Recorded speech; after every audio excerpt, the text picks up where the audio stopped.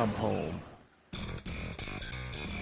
This is the Confessions of an Arcade Addict podcast, an introspective look into video gaming from the classic era until today.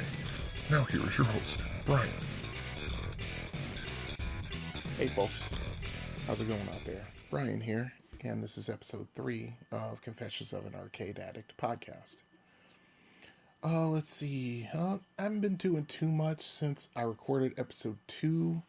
I did go to the arcade with my godson a couple of weeks ago, and I do have that as a on the road segment. So I will be recording that. I'll be putting that in a future podcast. So stay tuned. I did go to Pinball Pete's with my son yesterday. And, I didn't have a whole lot of money because it's 3 days before my payday, so I'm pretty much flat broke until then. So I didn't play anything. And besides, keeping track of him running around in a video game arcade is a full-time job, as it were. So I let him just go from machine to machine, and he did. He pretty much pushed buttons and pushed coin return slots and coin return flaps. It was kind of funny to watch because it brought back so many memories of me doing the same thing back when I was trying to find a quarter or two to play some games when I didn't have money and I was hanging out in the arcade. So yeah, we hung out there for a little while before we had to leave. We went downtown during a University of Michigan football game, and I did not want to be downtown after that game let out. For those who don't know, Michigan Stadium is where University of Michigan football takes place, which is, I want to say, half to 3/4 of a mile away from where I was, and that stadium seats 105,000 people. So when the game lets out, it's really hard to get around Ann Arbor at that point. So I just abandoned ship and we got out of there. I do plan on going to the arcade with my godson next Sunday, which would be the 14th, if I'm not mistaken. Yes, October 14th. So there will be an on the road segment about that. And there will also be, as the last couple of arcade runs I did, there will be pictures, high scores and things like that. I might even get a picture of my godson playing, games and stuff, because that's part of the cool thing about going to the arcade with him, is that he's 15 years old and he has autism, but he's really into going and playing the arcade games, which is just really cool to see. And it's fun just watching him figure these games out, and he's doing a pretty good job of it, actually. So anyway, so that'll be the next arcade run I do. Let's see, just making a quick check of the mailbox. I don't think there's any emails yet, and that's unfortunate because I would love to see some emails, regaling your own stories, any critiques that you have on the show, any suggestions, anything like that.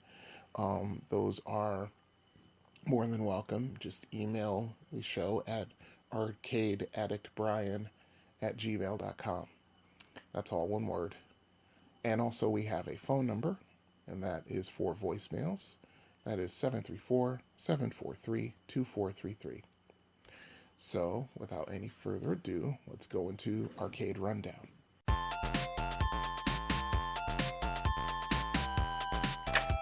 Good morning, Mr. Phelps. Your mission, Jim, should you decide to accept it, is to make Stepan believe Townsend's information.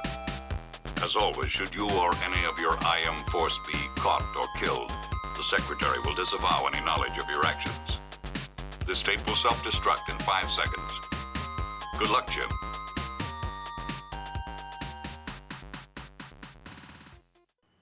Arcade Rundown.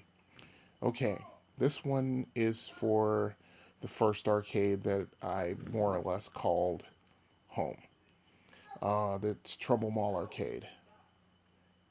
And that one, like I said, I discovered that when I was about, that was what, 78, so I was 9 years old, just wandering around the mall with permission from my mom, and I saw it, and I was figuring out right then after I saw it, um, how I was going to get up to the mall by myself, and how I was going to play games and things like that.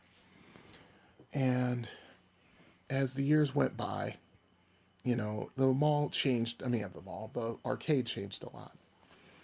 And, you had more machines coming in, you had certain things coming out, you had other things coming in. It just was really cool because I was there quite a bit. I would say the very least, at least once every 2 weeks, if not once a week, even when I was 9 years old. Anytime we had a snow day during the winter, I would just, put my boots on and put on like 3 pairs of socks because unless I could get some money from my mom or my grandparents, I couldn't take the bus up there, so I had to walk, and it was quite a long walk. I remember after the blizzard of 78, uh, which was shortly, they'd had Space Invaders at that point. Yeah, the blizzard of 78. I remember trying to walk up there, but there was just way too much snow on the ground. And I got maybe about 1/3 of the way up there before I got really tired physically. My feet were starting to hurt, my legs were starting to hurt after, walking through all that snow. I mean, they had the roads plowed, but the sidewalks were not taken care of at all. So I wasn't able to get up there, so I ended up having to turn around and go back home. But that was the level of, what's the word? I can't call it addiction yet. I wasn't at that point, but I really wanted to get there. Really wanted to go up there and hang out in the mall and go up there and, play games or watch people play games and things like that. And, it was just one of the thing I was interested in most of all at 9 years old. I mean, the only thing I had my interest more than that was Star Wars and Battlestar Galactica at that point. Because, Star Wars came out in 77. My aunt took me to see it, and my life had changed from that point forward. And then Battlestar Galactica came out in 78, which was a really cool TV series, and yeah. So, but Trumbull Mall Arcade, when I first started going there, it was a storefront right across the hall from a B. Dalton bookstore on the lower level on the north end of the mall. If I have my directions, correct. It was on the north side of the mall, lower level. There was a long corridor leading out to the parking lot. I think they used that I know they used that to get machines in and out of the arcade. I know that for sure. But they had, I remember when I first started there, they had a pool table, they had air hockey, and they had some of all these games from 76 and upward, I want to say. They had a sprint machine. They had, oh God, I want to say at least 10 pinball machines. And, you had various arcade machines around.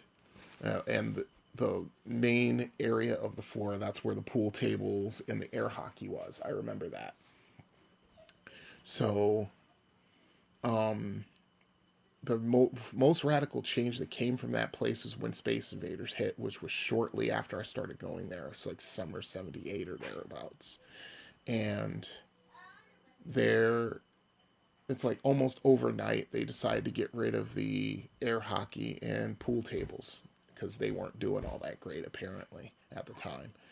And Space Invaders came in, everyone was playing it. Um, all the other machines were doing well, which was really cool. I remember in 78, I think, either 78 or 79. I have to consult my show notes. Yeah, it was 79. I remember in 79 they got the Starfire machine, which was a sit down, which was awesome because that was like a combination of Star Wars and Battlestar Galactica. I'll talk more about that in the next segment because that's part of my top tens. Um, so yeah, it was when I first discovered it in 78, and then that was basically where I spent the majority of my free time from when I first discovered it in 78 all the way up when it closed in either 87 or 88. I can't remember exactly when it closed. I want to say it was 88, but I know it was in that 1 year window. Like I said, the place was it wasn't large. It had room, but it wasn't huge. It wasn't really big, but you could get a bunch of machines in there. I remember the first times I went there, when you walked into the place, there was this concrete, um, uh, this concrete wall that, not a wall, but because it had it basically was cut concrete, so you could actually see through the other side on it. But that's where it was, and that's where it led. It basically went over to where the the quarter machine was. They didn't go into tokens until later. Um, and that's to your left. And looking immediately to your right, starting from the window and the corner and the wall on the right hand side going all the way to the back wall, that was all pinball machines. I would say they had at least a dozen in that one area. And I don't remember exactly when they made the switch. I want to say it was like 83. It was either 82 or 83 when they made the switch, but they started phasing out the pinball machines until it was a 100% video game arcade. In 1980, I want to say about maybe 2 or 3 months after the United States hockey team won the gold medal, they came out with a tabletop hockey machine, USA versus Russia. And that was in the arcade for quite some time. I want to say at least until probably about 83, maybe 84, when they finally got rid of it.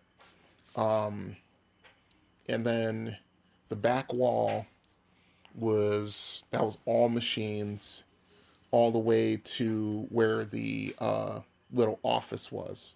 I mean, you couldn't even call it an office. It was basically the size of a large closet. But that's where the employees, like Carlo, who ran the arcade for years, and then Eric, I think, who's the guy who owned it.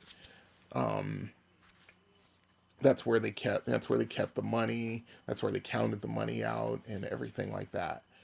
And it was like a really solid steel door, but it was basically that whole door area was covered in carpet. And then now you're in the northwest corner of the arcade, and then there's another window with the double doors, which if you walk straight out, you would walk down the corridor, which would lead you to the far end to the north entrance of the arcade, or not the arcade, the north entrance of the mall, and out into the parking lot. And then to the other corner, and then back towards the concrete divider. That was all arcade games against the wall. And then they would have arcades on the main floor. Arcade games on the main floor. They had machines on the main floor, especially once they got rid of the air hockey and pool table. And that's pretty much how it was. I mean, when new games came in, they would sit in the more or less in the middle uh, of the floor, right across from the office. They'd sit right on that main floor. And then there, like I said, they would just have arcade pinball machines and arcade machines lining the walls, and then like they'd have machines like on the opposite end of the opposite side of the divider, and all the way to where it ends. I mean, that's where they had the Galaga machine. I mean, not Galaga, I'm sorry, Galaxian machine. When that came out in '79, that's where they put that. Um, and, most games that you can think of from 1979, to its closing day in '88, they had them. I mean, the best one they had was the Mach 3 machine, which came out in '83, I think it was. That was a late Laserdisc game, which was really cool. You basically flew an F-15 Eagle. You had two choices of which game you wanted to play. You could play it like a dogfighting / ground strafing type game, and then you had one where the F-15 was a bomber. And then you would just fly over the locations and drop bombs on targets without and trying to avoid getting shot down yourself. Um, like I said, they have Starfire machine. I remember we'll talk about that, I believe, in another segment of this show, but I remember when the Pac-Man machine showed up. I'll talk more about that in that segment. I remember when they first got Missile Command in 1980, when they got Tempest in 1981. And it was just, they had tons. I mean, I remember they had Defender, I think they had Stargate. I'm not 100. Yeah, they did have Stargate. My memory is a little fuzzy. This is over 30 years ago now. So, yeah, I mean, I remember a lot, but I don't remember some things sometimes. But yeah, I mean, it was just where I was. That's home. That was home for me. If I wasn't actually in my home, that was my second home. I love the place. I mean, I was really, really sad when it closed down I want to say '88. It was either '87 or '88, but it was right in there. Basically, they shut it down because more or less a lot of the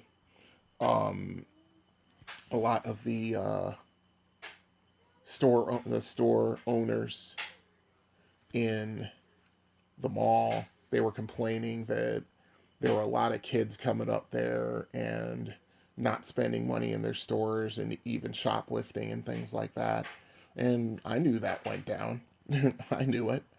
And apparently the new management of the mall, I think Westfield finally came in.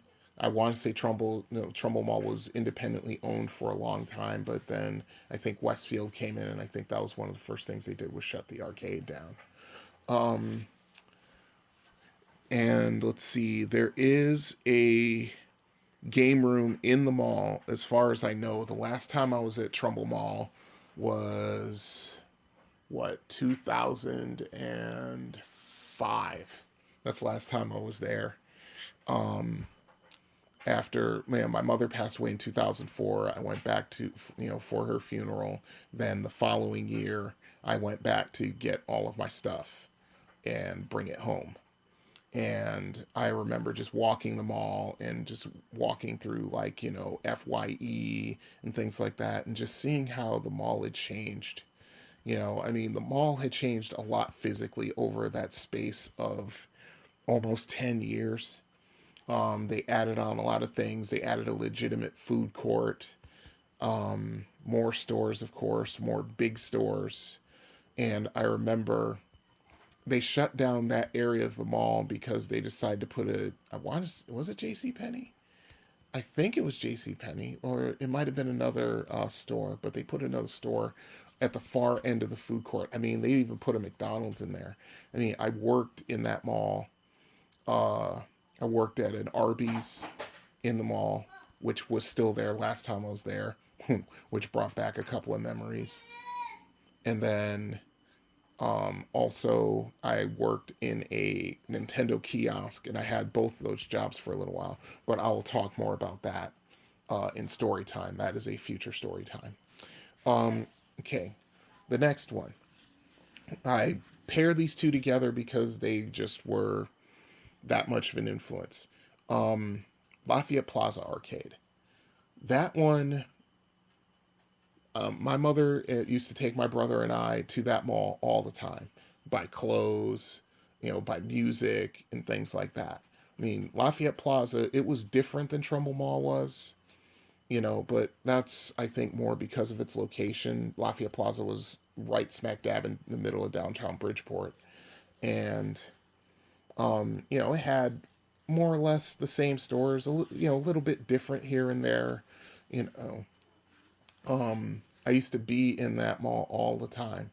And I used to, Lafayette Plaza Arcade was just, that was a place that came from a store space that was right next to Sears, which was the major store in that mall. And I mean, I remember just one day, just on a lark, not even thinking, just going to that mall and just, as I always did, I walked the mall, and sure enough, they had that storefront with a lot of game machines in it. I mean, they didn't even use the whole store space. They only used like maybe a quarter of it. But they had, I want to say at the very least, they had, I'd say probably like 30, 40, between 30 and 50 machines for sure. And it was really cool because that's the second time that I was able to play games like Vanguard and things like that. I mean, this is just when Centipede came out. Centipede was ruling the roost at that time, and it was really cool to watch. It was really cool just to sit there and just play, see those games and play them. Let's see, so it was really cool, but that arcade did not last long, and quite honestly, I am not exactly surprised that it didn't.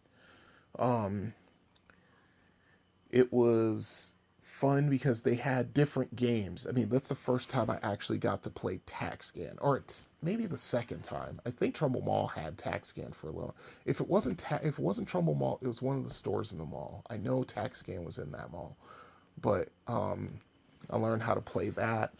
Like I said, played Vanguard, which I was always halfway decent at that game.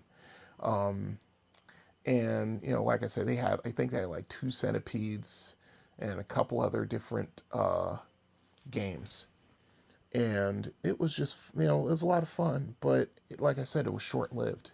I mean, I think it was open maybe 6 months before all of a sudden I went down there to go play some games. I had a few dollars in my pocket, and I went there, and not only was the storefront closed, but yeah, I looked in there and all the machines were gone, and I was kind of disappointed. I mean, I more than made up for it because there were places like the news corner and things like that to go to if you wanted to play games. And you could go to the bus station. Bus station always had a couple games in there. The train station had a couple of games in there. So it's not like there weren't options in downtown Bridgeport. So, those memories, I only went to that arcade maybe like 2 or 3 times, but it stuck in my head enough to where, that memory is, kind of just goes hand in hand with Trumbull Mall Arcade, because I think there was one time where I decided that I was going to go downtown and get my comic books from the news corner.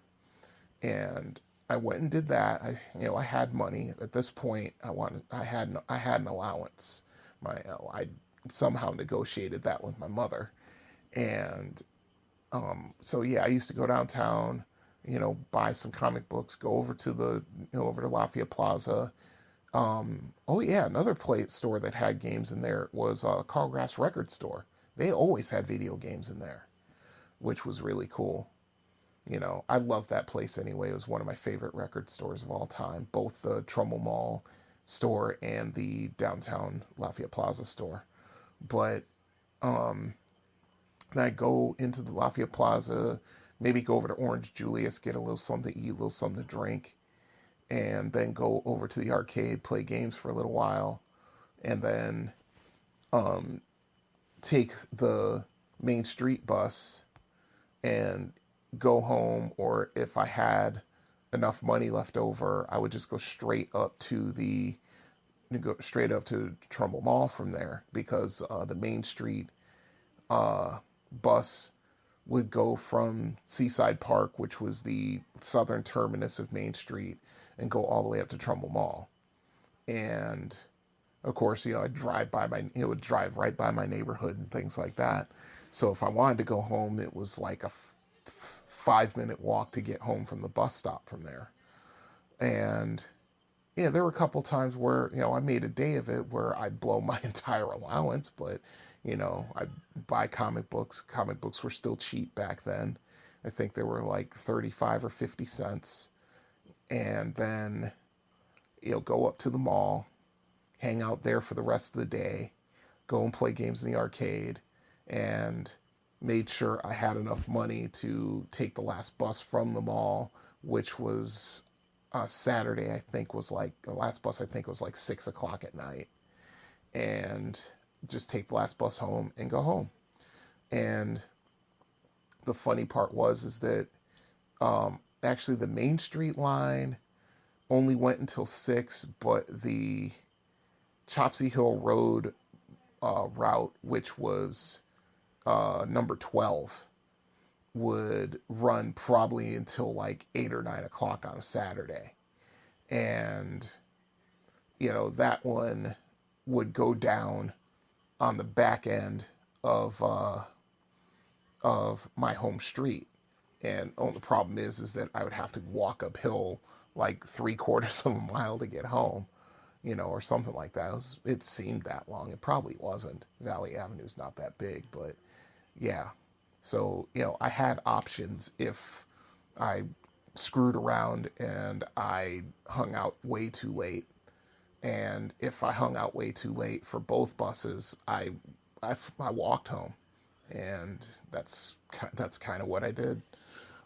So yeah, I mean, that arcade was really cool. I wish it had stuck, but I kind of understand why it didn't. Lafayette Plaza was a great mall, but the problem was it was in the middle of downtown Bridgeport, and there was a lot of crime going on in downtown Bridgeport, going from the early, from the early 80s, where it really started to ramp up with the proliferation of, certain drugs, like crack and things like that, and you just didn't screw around in downtown Bridgeport after a certain time. You got your ass home as soon as possible, and you didn't mess around, because you could get mugged or worse down there. So yeah, those were my memories of those two malls. If you have any thoughts, if you grew up in that time, in that area, and you have thoughts about these places, just drop me a line at arcadeaddictbrian@gmail.com. Okay, from there, we will go to top 10s.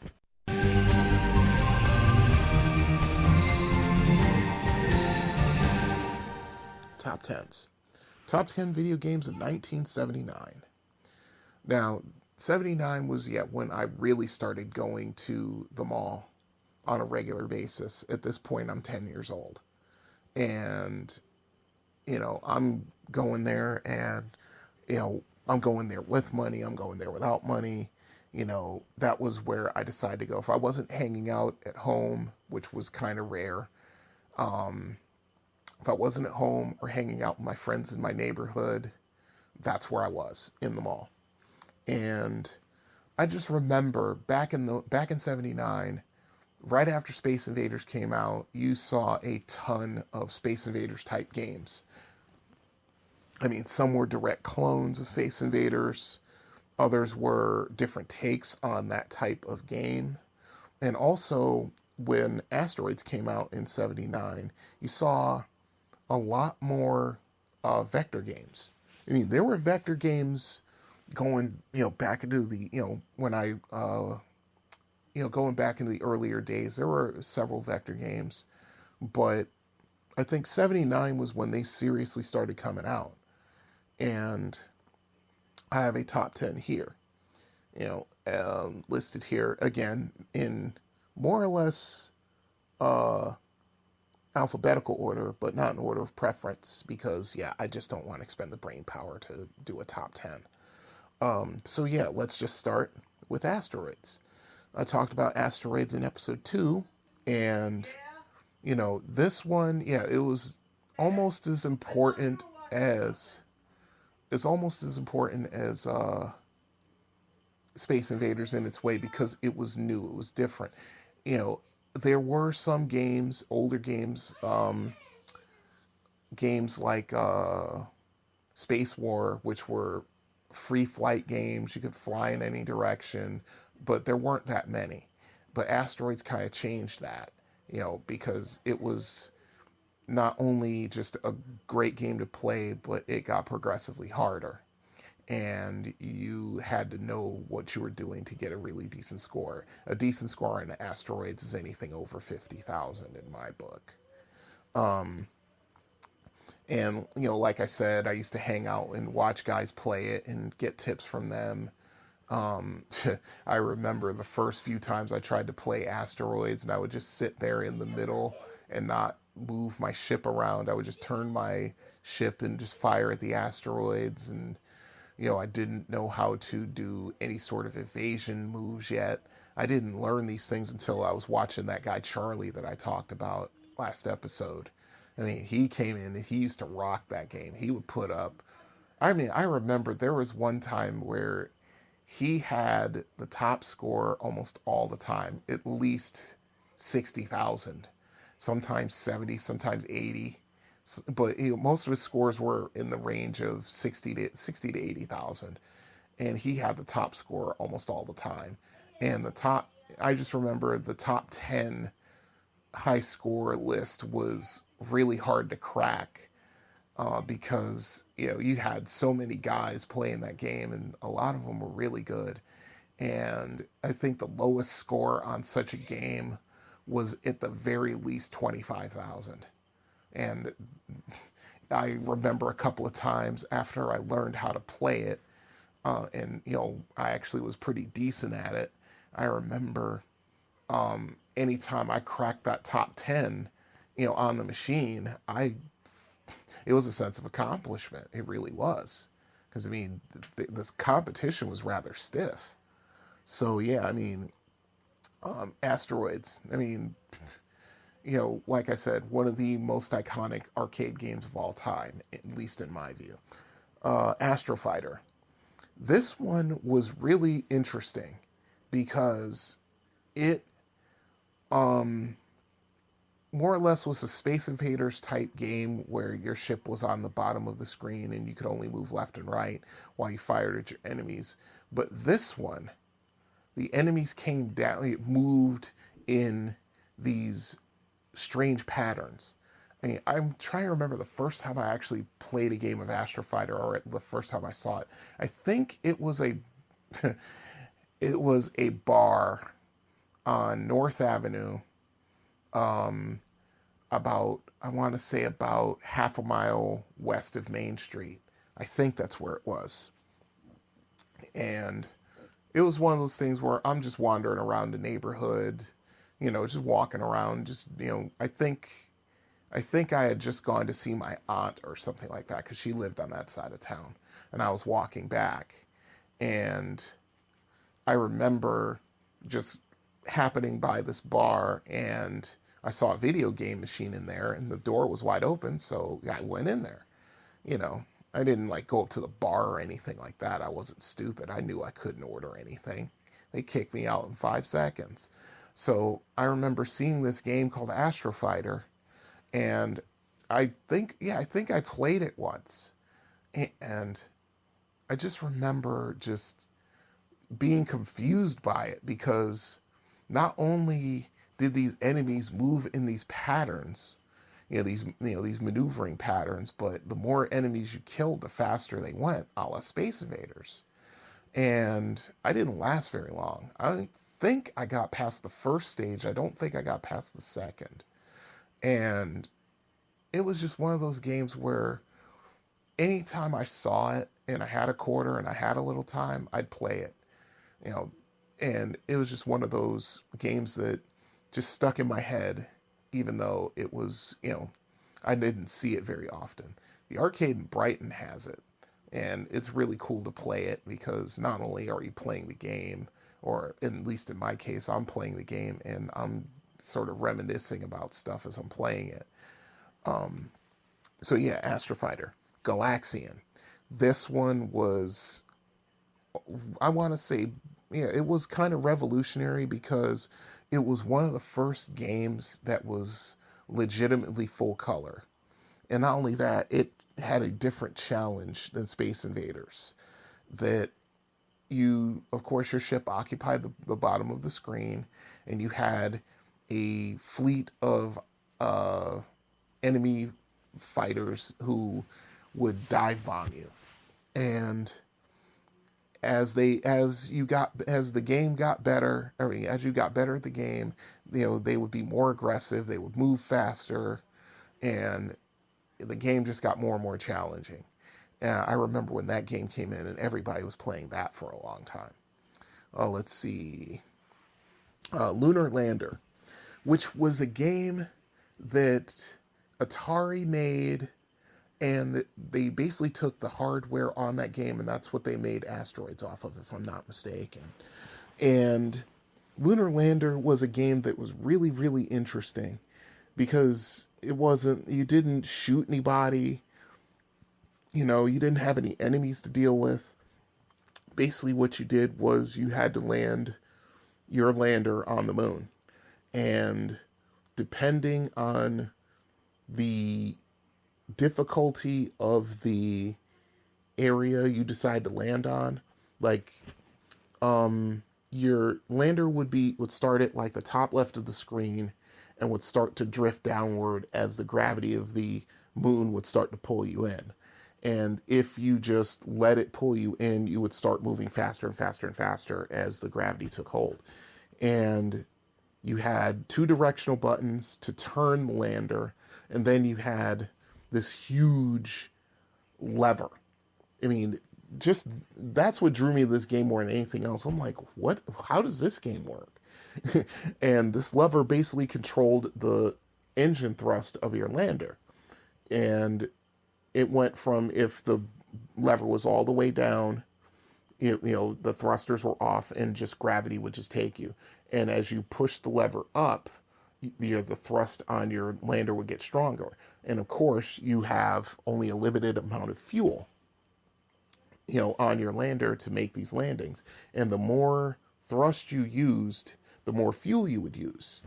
And I loved the game. It was really cool. It was a good change of pace from all the shoot 'em ups that were,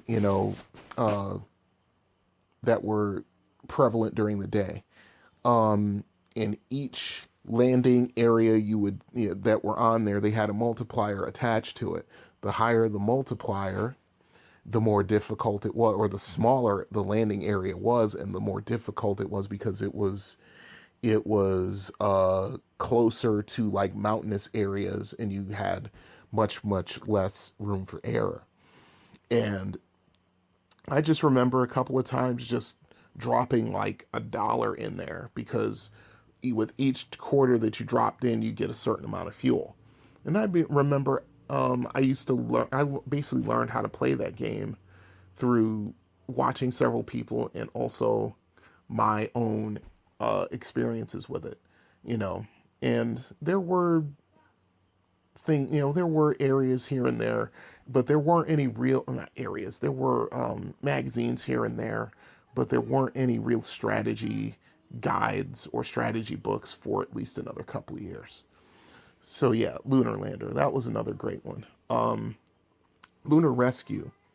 This one was really cool because you basically dropped out of a mothership, and you basically had to avoid enemy mines as you went down, and you landed on these platforms, and you would and you had these humans you had to rescue.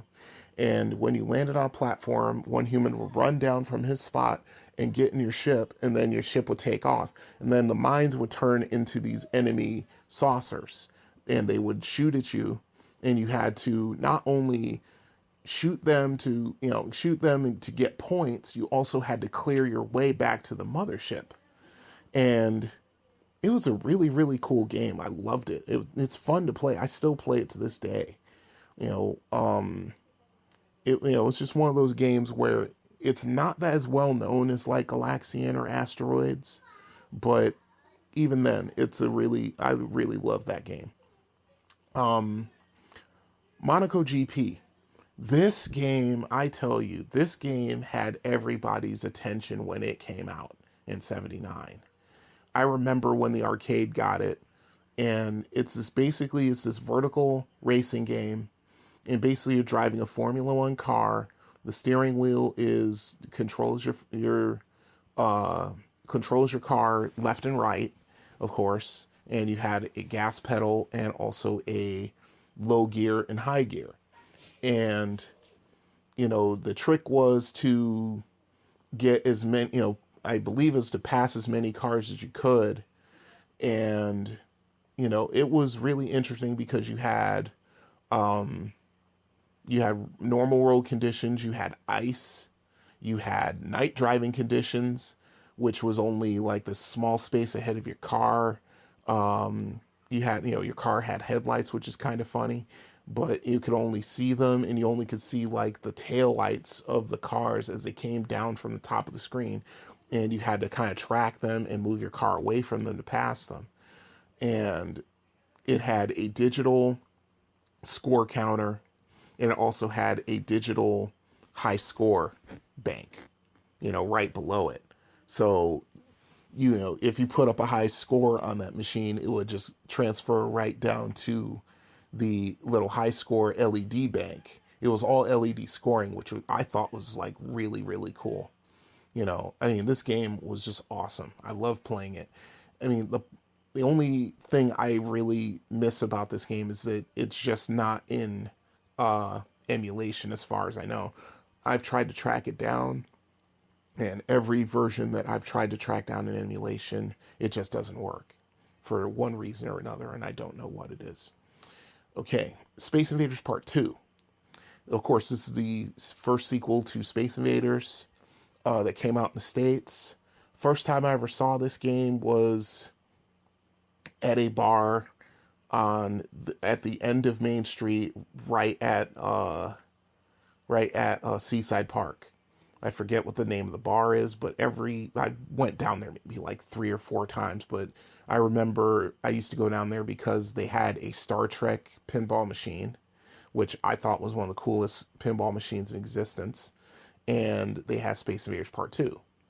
And I used to play Space Invaders Part 2 and do that until I could catch the bus to go home. And Space Invaders Part 2 is pretty much like the original Space Invaders with some minor differences. You have the regular saucer, which I think still had the shot counter trick. And then you had the other Space Invader, the other saucer, which blinked on and off out of existence. It was only worth 200 points, but you had to time your shot in order to kill it. The other thing is that some of the invaders, when you hit them with your shot, they would split into two smaller aliens, which as they moved, they got smaller and bigger, and they were more challenging to hit. And then it also had like this little interlude in between some of the levels, where it was like an alien mothership like trying to fly out of, fly away from Earth. And sometimes it would make it to the top, sometimes it would have engine trouble and it would stop, and then an alien would separate from the top of it and continue out, which I thought was really good. And not only that, the when the level started, it wasn't like the screen would just fill with aliens. They would come from the top of the screen and come down to whatever level they were going to come down to before they started moving left to right. And it's just had these little additional touches which I thought were really cool. Head On. This one, I'm trying to remember the first time I ever played it. I think it was at Trumbull Mall, believe it or not. I think it was one of those machines that came around in 79, but it was one of those where it was one of the first true kind of maze games, and not only that, it became a rather popular game on the Atari 2600. At this point I would say it was one of the original, like, 10 or 12 games that came out with the system in 78. But yeah, so basically you control a car, and then, you got dots in the maze, and basically you have to clear all the dots in the maze while trying to avoid the computer controlled car, which is trying to kill you. And I mean, I remember just in that game, it was fun because just trying to come up with systems that would work. Of course, the system that you would get through the first screen wouldn't quite work quite so well in the second screen, and then the third screen you had two cars to deal with, and then of course that requires constant movement, and then I want to say the fifth screen is three cars, if I'm not mistaken. I'd have to play it to be sure, but they were a lot of fun. I mean, I remember the Atari version of this game, which was called Dodge 'em. I remember that more clearly because, once you got an Atari 2600 or you knew someone who played it and had this game, you would just play this game nonstop. It was fun. It was that much fun. So yeah, I mean, Head On. The arcade in Brighton has this game, and I actually played it for like the first time in years.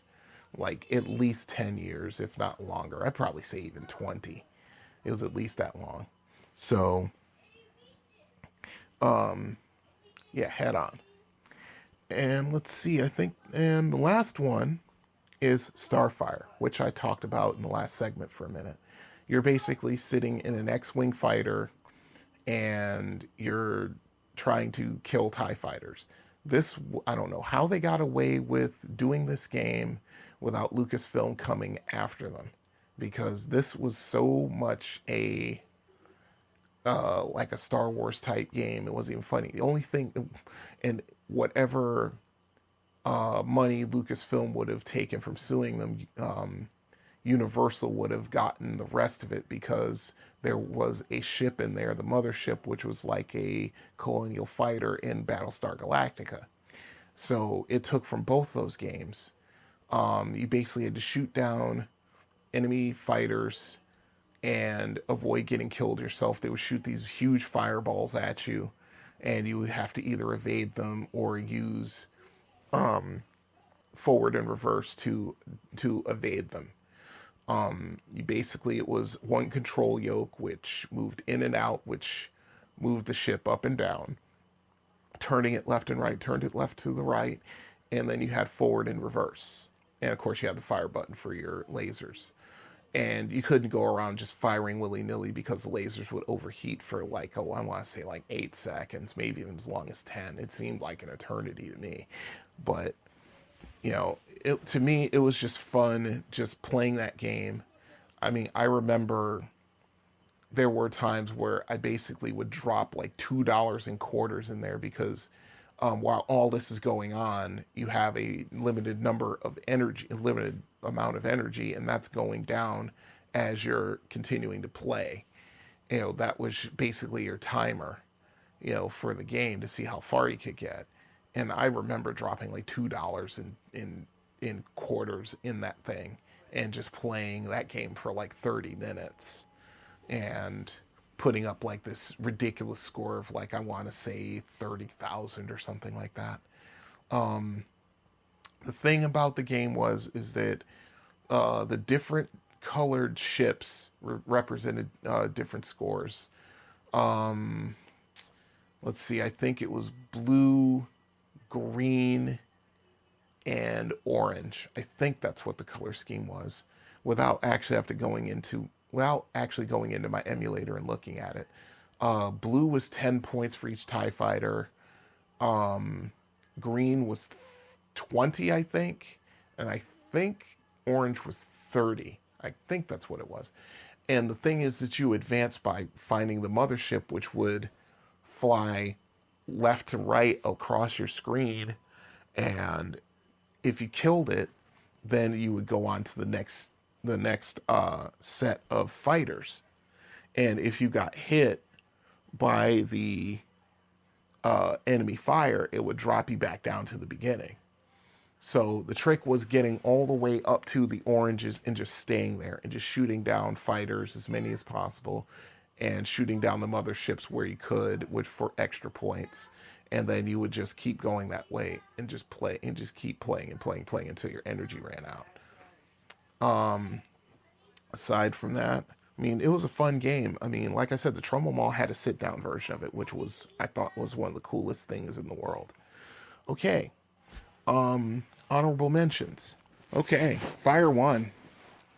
This is a game that I don't think I played only a few times, but it was made by the same company that made Starfire, which was really, really cool. And I'm playing it as we speak. You're in a submarine and you're basically trying to torpedo enemy ships without getting killed yourself, which is really cool. You've got enemy submarines, you've got enemy carriers, things like that. And some of them take multiple hits. Like the carrier that I'm shooting at right now takes 7 hits to kill. There's enemy submarine that you're trying to kill that I just got. And you're basically shooting, like I said, enemy ships. And it's really cool. I don't think I played this machine that many times, which I thought was really cool. And it's fun to play. It's actually a really cool game to play. There's some strategy involved. You have to wait until your torpedoes are reloaded. And it's kind of cool just to watch. But yeah, it's basically a takeoff on the other games of this time. But yeah, I just decided to play it while I was talking about it because I don't remember playing it much, but I do remember the couple times I did play it that it's just one of those things that just kind of sticks with you. And let's see, on to the next one, Tail Gunner. And this is one of those vector games that I was talking about that sort of just took over. Because it just seemed to me like every other game that came out in '79 was a vector game. But yeah, I mean, Tail Gunner is an interesting game. I've never got to work in emulation, unfortunately, but it's one of those games which looks like it would be fun. It looks like you're basically you're basically flying a spaceship, not flying a spaceship, you're a tail gunner in a spaceship, and you're basically trying to You're basically trying to, kill the enemy ships flying at you.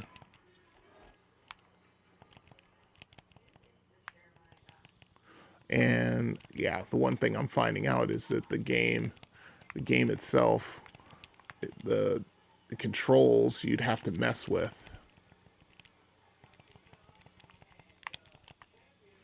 But yeah, it's pretty cool.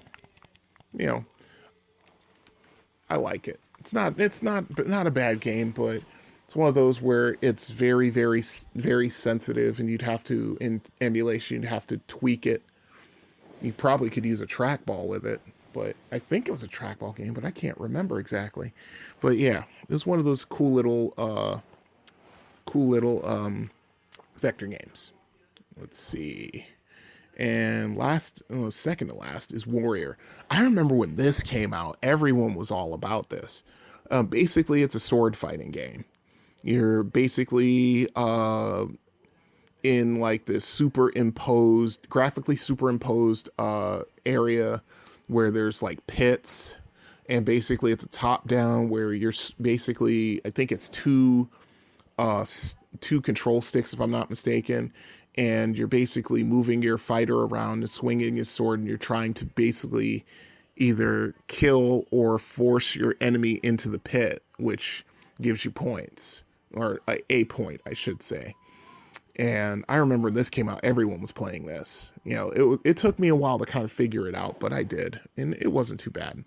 Though it didn't stay around too long, if I remember correctly. Then, of course, bringing up the last is Starhawk. This one I liked because it was just like, it was one of those video games which was a combination of like Star Wars and Buck Rogers and stuff like that. I thought it was really cool.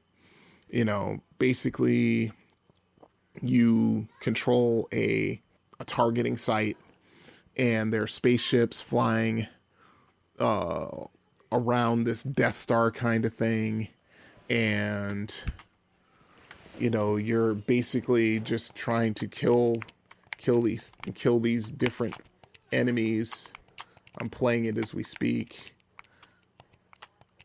and different ones take different enemies. Different enemies have different values. And I just remember you had TIE fighters, you had the TIE Advanced Fighter, and you basically had all these different ships that had all these different ships that had different values. You're trying to rack up the score, and then of course, as you're racking up scores, your that Buck Rogers Starfire would just come out of the place and basically just shoot your score, take some of it, and fly away. Unless you shot it, then you get your score back.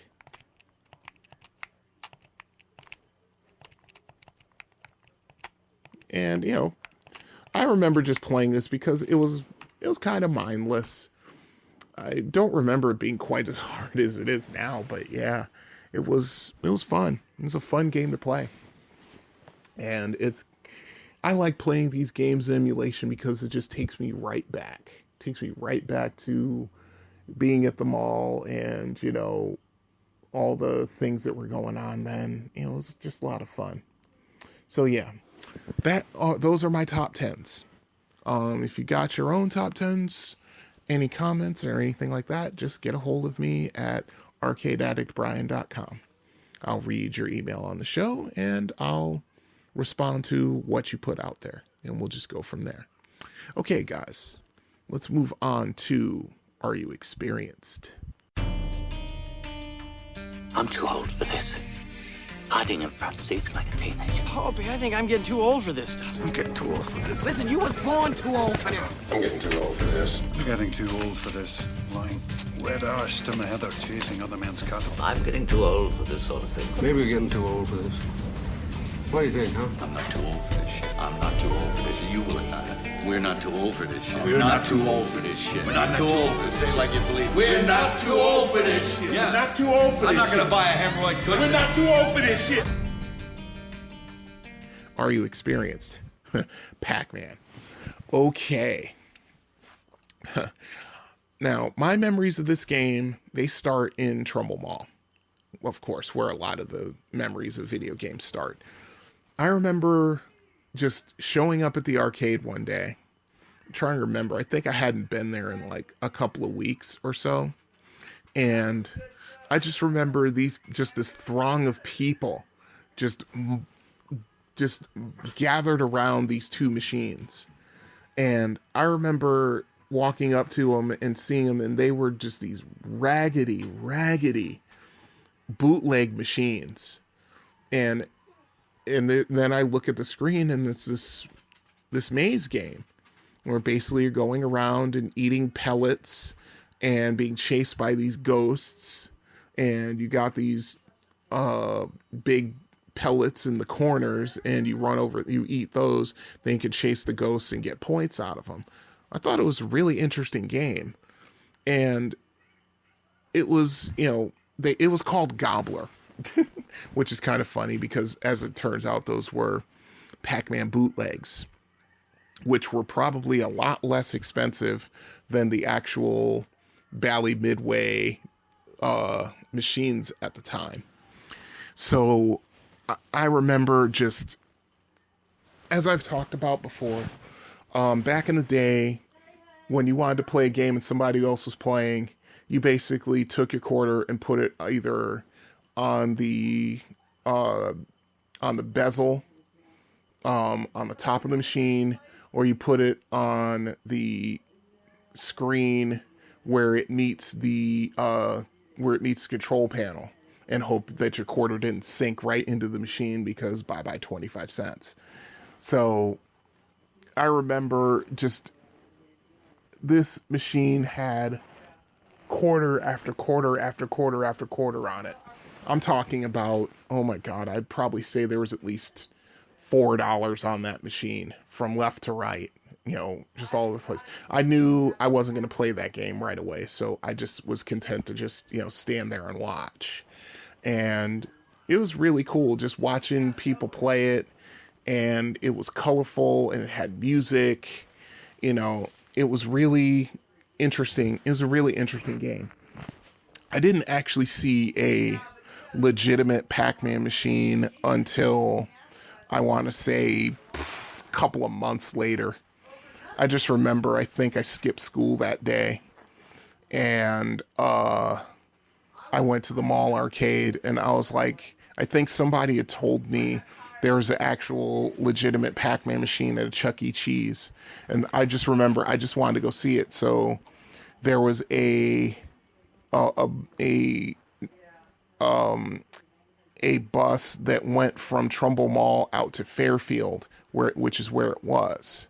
And I remember just getting on that bus and going over there and just going over to the Chuck E. Cheese. This is back when Chuck E. Cheese had nothing but arcade games in them, before they decided to go with ticket games and all that other crap and nonsense. And I just remember going in there and just seeing it. It was a cabaret. It wasn't a full-size machine. It was a cabaret. And but it was really cool. It was yellow, and it had all these cool graphics on the glass, and I thought it was really cool just to see. And unfortunately, I think I had like 50 cents. I think I played it once, maybe twice. Of course, I wasn't really good at it then, so I remember playing it and just seeing it and just seeing if there was any real difference between it and the two Gobbler machines at Trumbull Mall arcade, and it really wasn't. Now, just to pull up a little bit of information about the game, Pac-Man is an arcade game developed by Namco and first released in Japan as Pac-Man in May of 1980. It was created by Japanese video game designer Toru Iwatani. It was licensed for distribution in the United States by Midway Games and released in October of 1980. Yeah, that sounds about right, because I think it was, I think, right around then, probably November of 80 when I saw it. Immensely popular from its original release to the present day, Pac-Man is considered one of the classics of the medium and an icon of 1980s popular culture. And being a child of the 80s, I agree with that. Upon its release, the game and subsequently Pac-Man derivatives became a social phenomenon that yielded high sales of merchandise and inspired a legacy in other media, such as the Pac-Man animated television series and the top 10 Buckner and Garcia hit Pac-Man Fever. Yep. The game was popular in the 1980s and 1990s and is still played in the 2010s, which is true. When Pac-Man was released, the most popular arcade video games were space shooters, in particular Space Invaders and Asteroids, which is also true. The most visible minority were sports games that were mostly derivatives of Pong, and that's true too. Pac-Man succeeded by creating a new genre. Pac-Man is often credited with being a landmark in video game history and is among the most famous arcade games of all time, which is true. It is also one of the highest grossing video games of all time, having generated more than $2.5 billion in quarters by the 1990s, which is so true. And I'm going to click on the link of the highest grossing video games of all time because I'm curious. And yes, Pac-Man is number one. They sold 400,000 arcade units up to 1982. The gross revenue without inflation was $3.5 billion, and that goes up to 1999. If you put it in with 2017 inflation, that's the equivalent of $10.4 billion.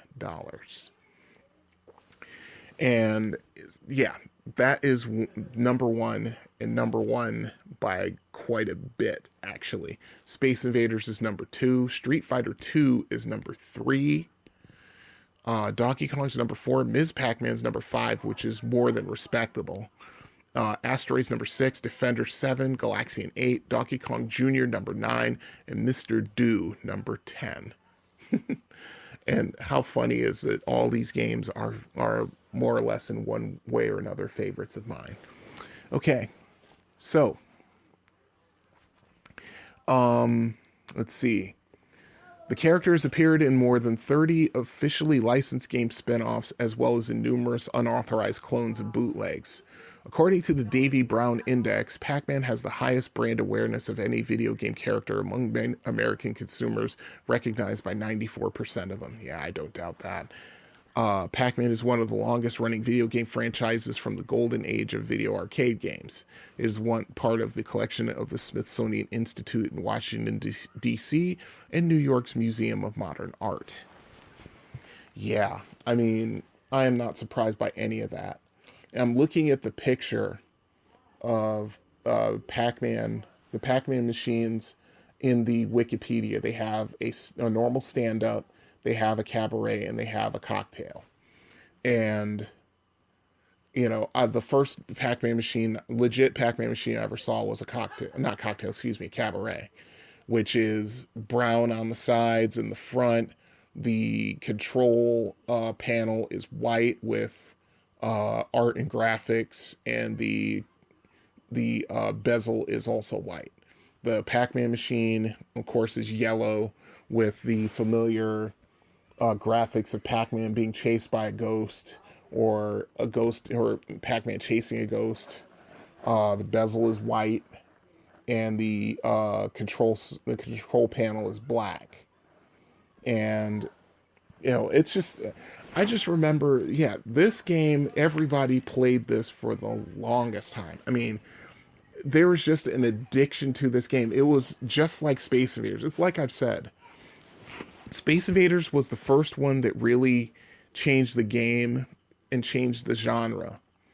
And then again in 1980, Pac-Man did it. Asteroids had a really strong impact, but it was nowhere near these two, or Donkey Kong when it came out in 81. And yeah, I mean, I remember playing it. The most high score I ever got on Pac-Man, I think, is like 140,000, somewhere around there. I have a copy of Score: How to Beat the Top 10 Video Games, and in there you had. Oh no, there was another one. There's another video game. It was actually a video game logbook. Now that I remember it, it was a logbook that you would keep your scores in. And actually, there was another little log thing in back of Score. And I'll have to pull it out of my closet.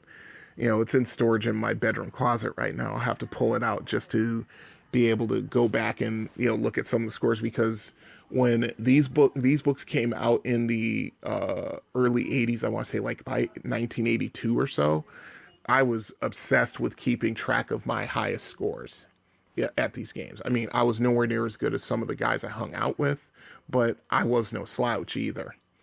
I was probably one of the better video game players in my neighborhood. That I can say that. If I wasn't the best, you know, I'd say I was at least top 3. But yeah, so, and I just remember there's just always people playing it from the time they got those machines in sometime like late fall, early winter of 80, all the way until they got rid of them. I don't think they had them for very long. I think they kept them for like maybe a year. I think it was like towards the either the beginning or towards the middle of 81 or towards the end of 81, where I think they got rid of those machines for some reason, probably because they were using bootlegs and somebody ratted them out, something. But yeah, I mean, I remember the animated series, which was just goofy as all hell. The single Pac-Man Fever, which was really cool. You know, I have it. It's in my music collection. I think I bought it off of Amazon, you know, a couple years ago, just for the sake of having it.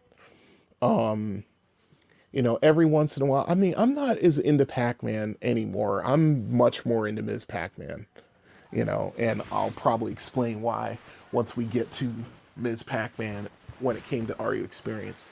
The thing that you had to do with Pac-Man, more than anything else, you had to develop patterns. You had to have at least 3 or 4 different patterns to really be good at the game. Because the patterns in the first couple of games, or first couple of levels, only work for those, and you had to come up with something different for the next couple.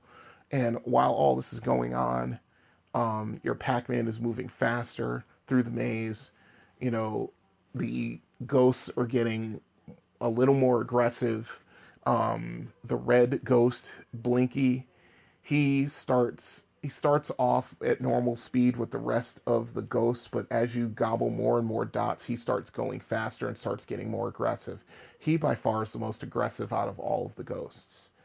Let's see. It's Blinky, Inky, Pinky, and Clyde, if I remember correctly. Let's see. I'm trying to remember the differences. I think how it went was Blinky would always take the most direct route to get to you.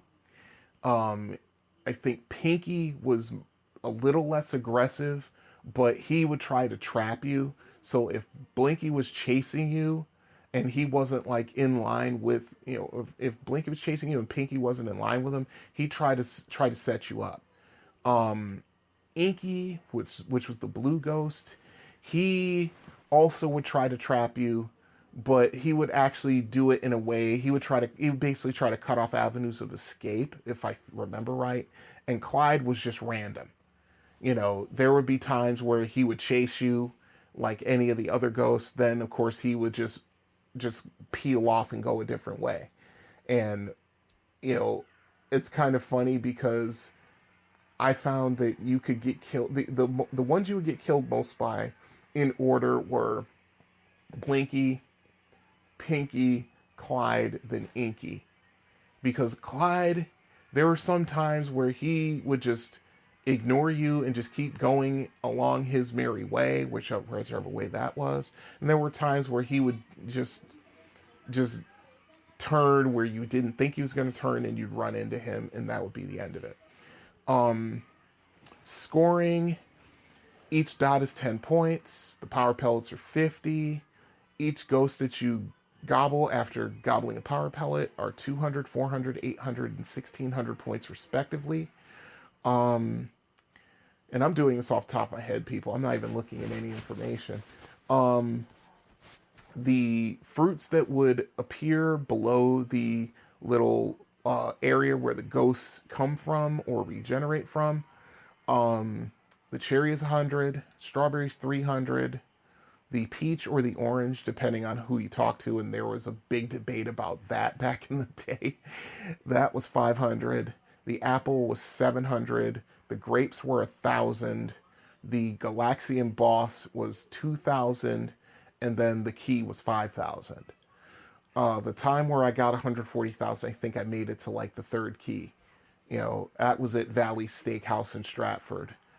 Just one of those nights where my mother and my future stepfather would take my brother and I and themselves, would take us all out to dinner and a movie. And I think we had just stopped to go get dinner at Valley's, which was a popular dinner destination for my family. And I remember just getting a quarter from my mom and just going and playing Pac-Man. And that was like, by this time I had my own patterns, or someone had shown me patterns that actually work, and I did really well. You know, anything over 100,000 is really good in Pac-Man, no matter what. That one spawned like game, let's see, let me see if I remember the sequence right. It was Pac-Man in 80, Ms. Pac-Man, then there was Pac-Man Plus, which was a game created by another studio. Then let's see, then there was Junior Pac-Man, which was another one. I think no, Baby Pac-Man was before Junior. So Baby Pac-Man was a hybrid pinball / video game, which was actually really cool. It was kind of cool because last year Jack Danger, who is a pinball streamer on Twitch, he actually played that game in, I forget where it was. I want to say it was level 257 in Chicago, which is a Pac-Man themed arcade / bar / bowling alley in Chicago. And he blew that game up. It was funny because he basically just takes a machine that he's, sometimes he knows nothing about, and through his own trial and error, or through the advice of the people watching his stream, he ends up conquering that game. And I remember watching him play that and watching him absolutely destroy it, and I was jealous and I was triggered because I remember Baby Pac-Man took a lot of my money in 1983, I think. I think it came out, is either 82 or 83. And that game took a lot of my money because, the pinball machine was kind of cheesy, and you had to be actually really good at both the pinball machine and the actual game to succeed in Baby Pac-Man. You had to be good in the pinball machine to get the power pellets, to get the score, get really good scores, and then you had to be good at drawing all. You had to be really good at Pac-Man. And it was funny because Jack was really good at pinball, but he was horrible at Pac-Man. And only through like playing like 15, 20 games did he actually kind of figure it out. And that was a really fun thing to watch. But yeah, anyway. So yeah, then it went Pac-Mania, I want to say. I think that was like 85 or something like that. I'd have to look at it, but I'm just doing this off the top of my head, and then it just kept going from there. So yeah, I mean, this was one of the games that was a fundamental shift in video gaming.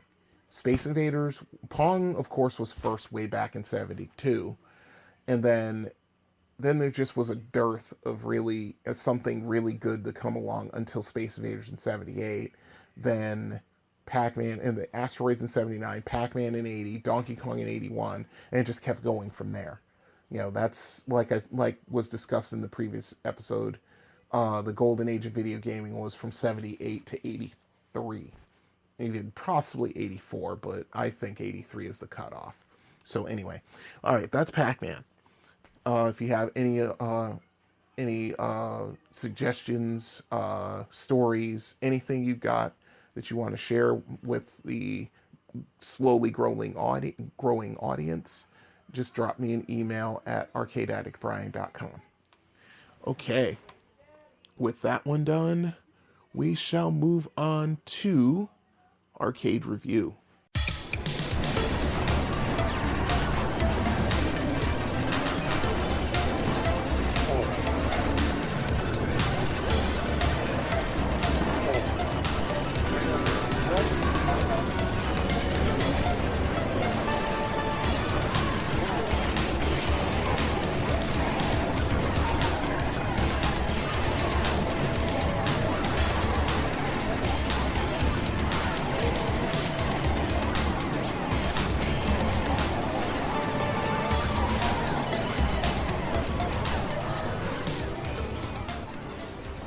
Arcade Review.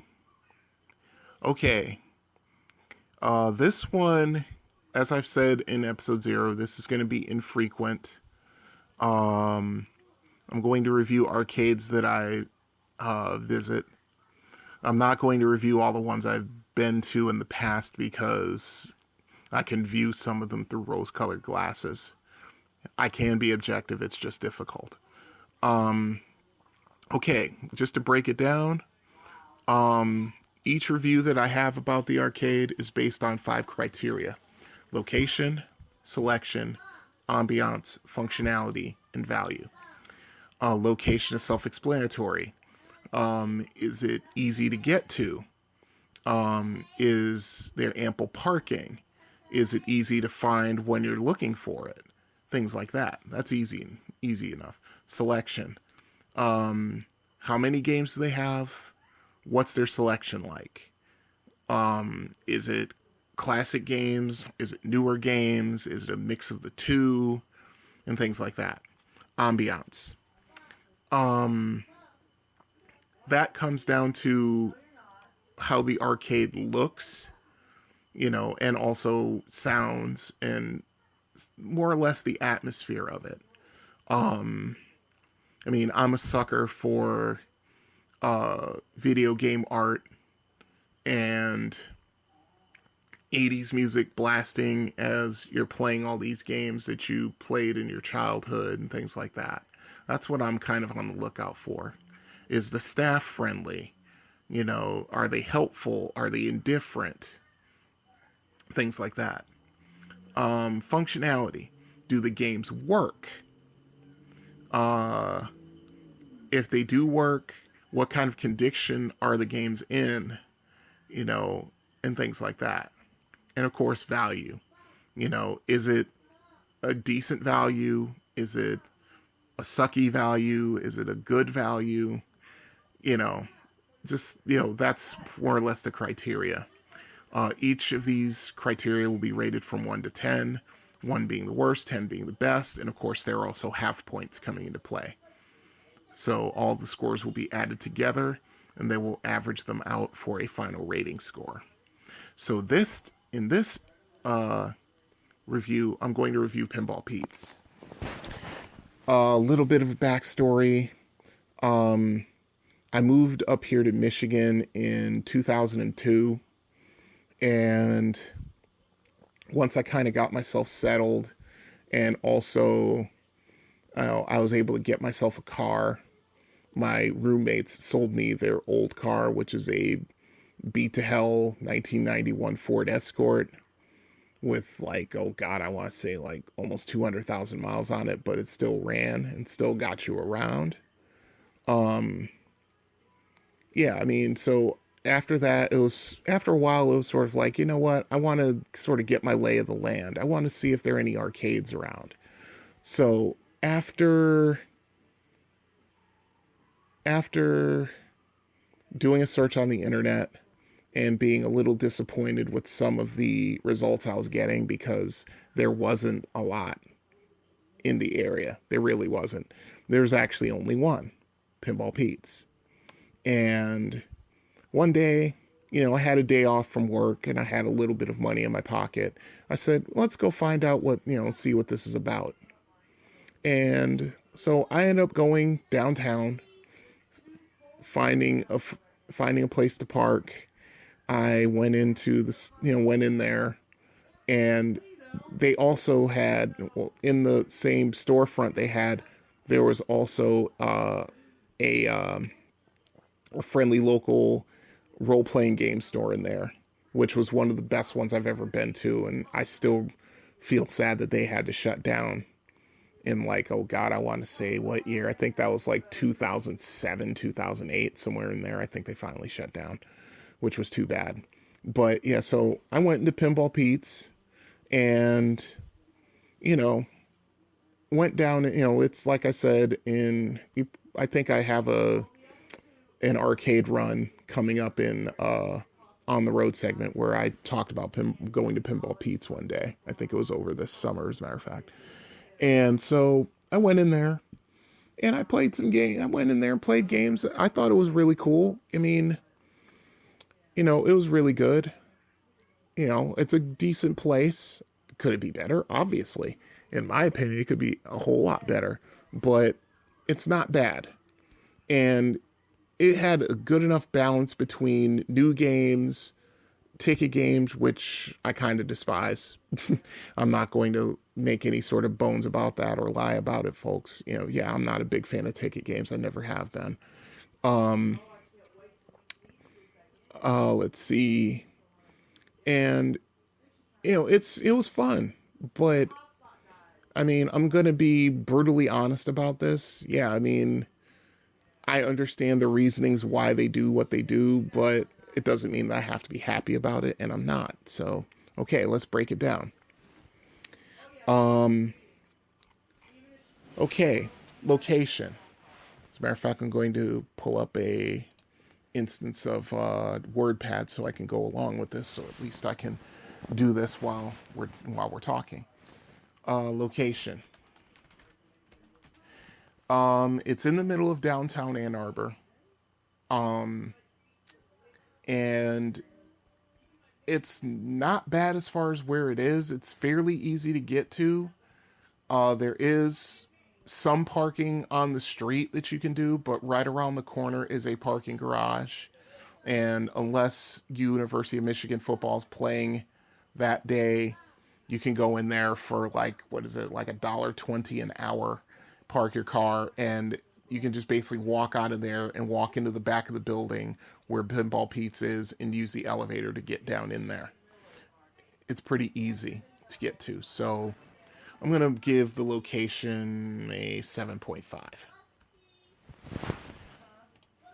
Let's see. Selection. Now, it hasn't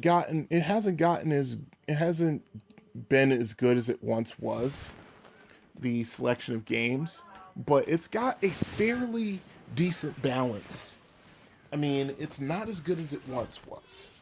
There was a time where Pinball Pete's had a fantastic selection of classic video games to go along with some modern games.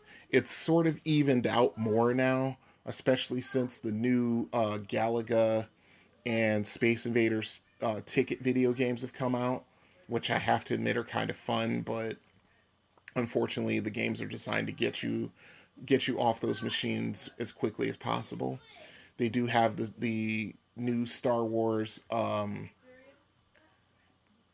arcade games, which is like this pod that has like this surround sound, or this huge curved flat panel in there. I don't even want to know how much this game costs, but it's $2 to play. And as much as I want to play it and find out what it's about, there's a part of me that kind of balks at it. They've got several games directly from Japan. They've got tons of ticket games, which is what the kids are into because they want to win. They do have a decent selection of classic games, going from let's see, Street Fighter 2 to Ms. Pac-Man to Tron to Daytona USA, and they have like Wave Runner 2, I think it was. They've got a couple of Raiden shoot 'em ups. You know, they've got several other fighting games like Soul Calibur 2 and like Capcom versus SNK, things like that. So if I'm going to be honest, I'll give the selection, because I know where my bread is buttered and I can be biased in that way. I'm going to be fair. I'll give them a 7.5 for selection. Also, ambiance. As far as ambiance goes, the staff, they're okay. I mean, my whole thing is there should be one person from the staff walking the floor at all times and another guy behind the counter at the register, to give out change for bills or redeem tickets for prizes, things like that. Last couple of times it's been a couple of people just sitting there having their own conversation. You actually have to get their attention in order for them to pay attention to you. And yeah, I mean, that just kind of rubs me the wrong way. That's why I kind of take some points off of ambiance. So yeah, ambiance 6.5. Functionality. Now then, this is tied in with value, but I'm going to try to separate them a little bit. One of the things that Pinball Pete's has done recently, and I don't really agree with it that much, is that a lot of their games, they've moved over to 50 cents. And some of the games I understand, like Daytona USA, I get that. That's always been 50 cents. Sometimes more, sometimes 75. But I shouldn't have to pay 50 cents to play Street Fighter 2. I shouldn't. The pinball machines, they're all at least 50 cents. I think the classic ones, the older ones, are 50 cents. I think the new ones, like the new Deadpool one that just came out, I want to say less than a month ago, the Deadpool machine, they're all $1. I get that. It's one of the reasons why I don't really get into pinball much. I'd have to go up to the arcade and just devote a lot of time to playing pinball if I wanted to get good at it, but no. Once I get to the arcade, I make a beeline straight for what I know. So yeah. But yeah, because of that I understand that they're in downtown Ann Arbor, and getting a storefront in downtown Ann Arbor and paying the rent on that place has got to be horribly expensive. I mean, I've heard different stories. It's one of the reasons why going shopping down there is so expensive, because they've got to just be able to cover their overhead. I get it. But if I'm going to pay 50 cents to play, let's say Street Fighter 2 Champion Edition, which I really shouldn't, in my opinion. That game is, 27 years old now? I shouldn't pay that much for it. But if I'm going to, that game better work perfectly. And, even with the ones that still only cost a quarter, like the Williams machines on the ground level, like Tron and things like that, those games should be up and running and working perfectly. And sometimes they're not. And it's one of the reasons why I don't go there to spend money as often as I could. I've gone there when it's either the weather's been too bad, or I'm low on gas, or anything like that, or my car's in the shop. I'll go there and play a couple games, and then go back and get my car. But my whole thing is that if I'm going to pay 50 cents for a game that by all rights costs 25 cents, that game better work. And sometimes they don't. So I'm going to give them a 5.5 for functionality. Because between that and so just a lot of their games being down, and they should be fixed on the regular. I mean, I understand the costs involved in all that, but yeah, there should be a stronger effort made. Value, which is tied with functionality, like I've said. I understand that the rent on that place must be ridiculously high. I want to say at least, I'd say probably like 2-3 grand a month just in rent. Never mind electric bills and other things and paying your employees. I get it, but there's a part of me, and this goes back to being an arcade game player from the late 70s, where I shouldn't have to pay 50 cents for games that only should run 25. I balk at that. I mean, I understood it back in the day when a new game came out, like Star Wars in 1983, where it was 50 cents to play, like Dragon's Lair in 82, where it's 50 cents to play. But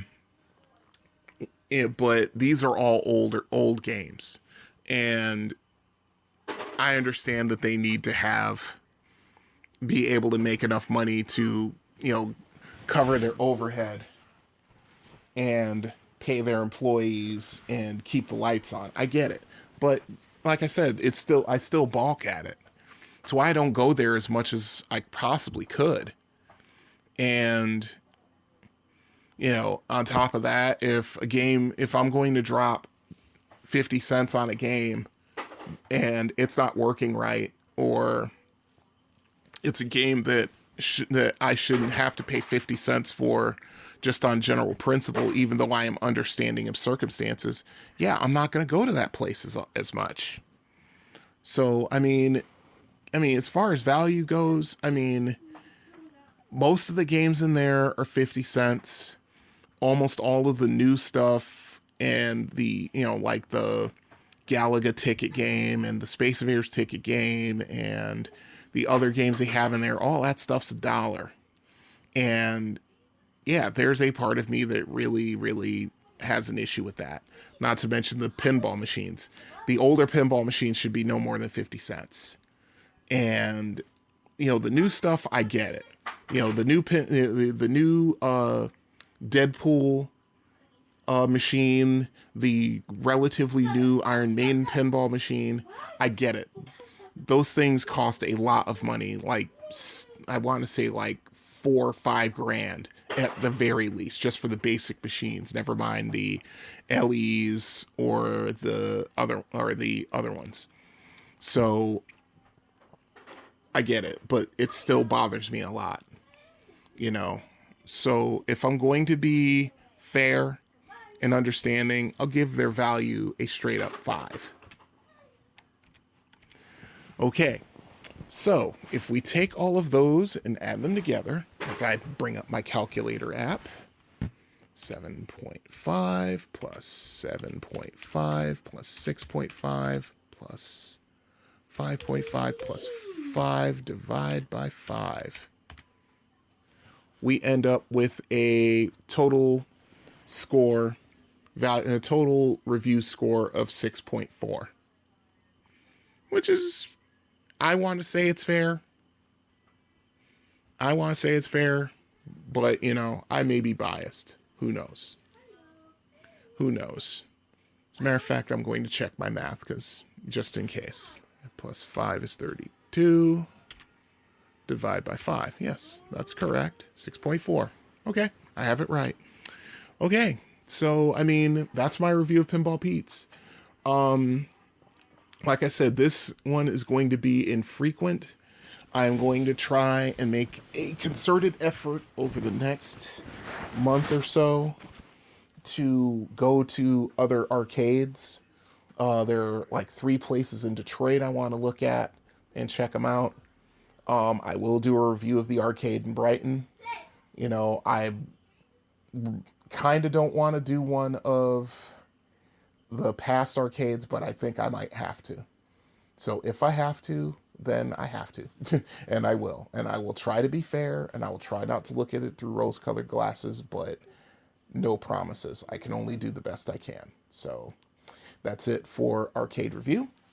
And if you've got any questions, comments, agree, disagree, anything that you feel that you want to speak on as far as the show goes, You can get a hold of me at arcadeaddictbrian.com, all one word, and also the phone number for voicemails, 734-743-2433. And that will bring to a close episode 3 of Confessions of an Arcade Addict podcast. So until next time, this is Brian. Good gaming. See you then. Au revoir. This has been the Confessions of an Arcade Addict podcast. All music is provided by Kevin MacLeod. You can find his music at incompetech.com. If you wish to contact the show, you can drop an email at arcadeaddictbrian, that's all one word, at gmail.com. We also have a voicemail number for the show. It is 734-743-2433. Until next time, this is the Confessions of an Arcade Addict podcast.